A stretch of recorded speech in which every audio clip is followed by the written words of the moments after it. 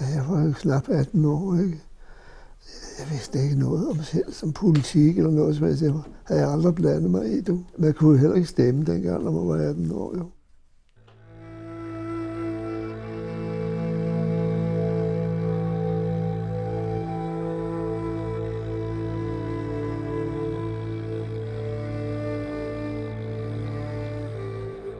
Mine forældre havde købt et lille hus oppe i Espergærde, hvor vi boede om sommeren.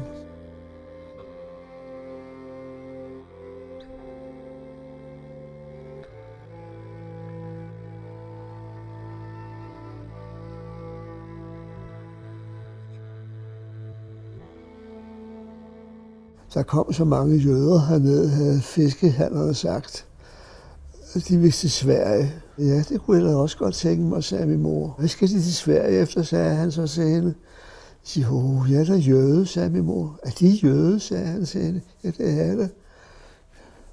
Ja, det havde han aldrig tænkt på. Og så kom der ikke mere at snakke ud af det. Og så sagde min mor det til min far. Og min far sagde, jeg skal sgu ikke til Sverige. Hvad skal jeg til Sverige efter, sagde han. Jeg har ikke noget at gøre i Sverige, sagde han. Jeg har min forretning her, jeg har mit hus her, jeg har min lejlighed her i København, og hvad skal jeg i Sverige? Men altså min mor, hun mente jo, at vi burde flygte til Sverige. Men han ville sgu ikke høre tale om noget som helst.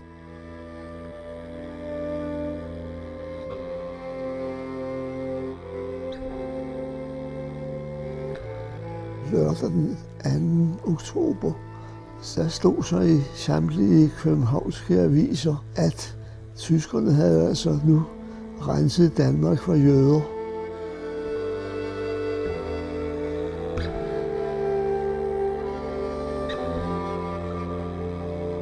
Så blev min far klar over, at der var noget sandhed om det der, og så måtte han hellere se at komme afsted. Jeg tror nok, det var min mor, der havde fortalt, at han betalte 10.000 kroner for, at vi skulle komme over alle sammen.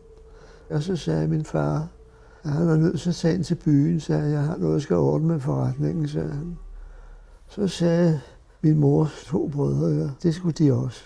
Og så tog de der 3 mænd afsted til København. Så vi dem ikke mere. For så på et tidspunkt, sådan sent på eftermiddagen, da der var begyndt at blive sådan lidt skummelt vejret, lidt mørkt, så kom de til huset, vi var i. Vi var hos nogle bekendte i Espergærde. Og så sagde de, nu er vi nødt til at køre, sagde han. Men altså, de andre, de var jo ikke kommet tilbage fra København. Og så jamen, de skal nok komme over, sagde han, det skal jeg nok sørge for. Og så tog vi afsted til Snekkersten, som var stationen efter Espergærde. Og der blev vi så puttet ind i et andet hus, og så kom de og sagde, nu skal I gå ned til havnen. Og der gik vi så, og da vi så kom ned på Strandvejen, så var der nogen, der råbte, tilbage, skynd jer tilbage, Gestapo er på vej. Vi var ikke kommet ret langt, så råbte de, nej, kom nu bare alligevel, ikke? Bare, men skynd jer, kom tilbage. Og så viste det sig bagefter, at der boede en læge på Strandvejen i Snekkersten, der hed Gersfeldt. Og Gestapo var på vej fra Helsingør. Gersfeldt kørte sin bil ud på Strandvejen og lå og rode rundt på Strandvejen, så han skulle vende bilen eller et eller andet. Og så kunne de ikke komme igennem. Og så kom vi ned til havnen, og der lå så en fiskekutter med motoren i fuld gang. Jeg var den sidste, der sprang ombord i båden og ned i lasten, hvor fisken ellers lå og boldrede sig. Og så dampede vi af til Helsingborg, hvor vi har været en halv time senere. Og så var vi reddet. Og så skulle de andre komme efter den næste båd. Så sad vi bare og ventede i Helsingborg. Min mor havde lidt danske penge med. Hun havde 5.000 kroner på sig, eller sådan noget lignende. Det var mange penge jo. Det var jo sgu næsten en årsløn for en arbejder, ikke? Og så kom hendes mand jo nok. Han havde sikkert penge med. Men Han kom ikke den dag. Næste dag, der kom han heller ikke.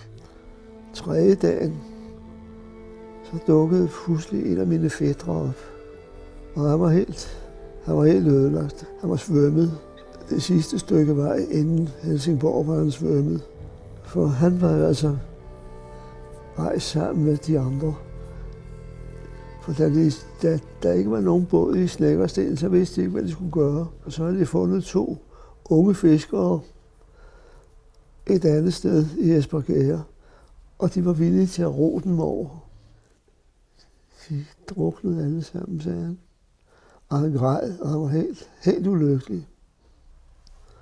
Og de holdt hinanden i hånden alle sammen, sagde han, og han så, de gik bare ned alle sammen.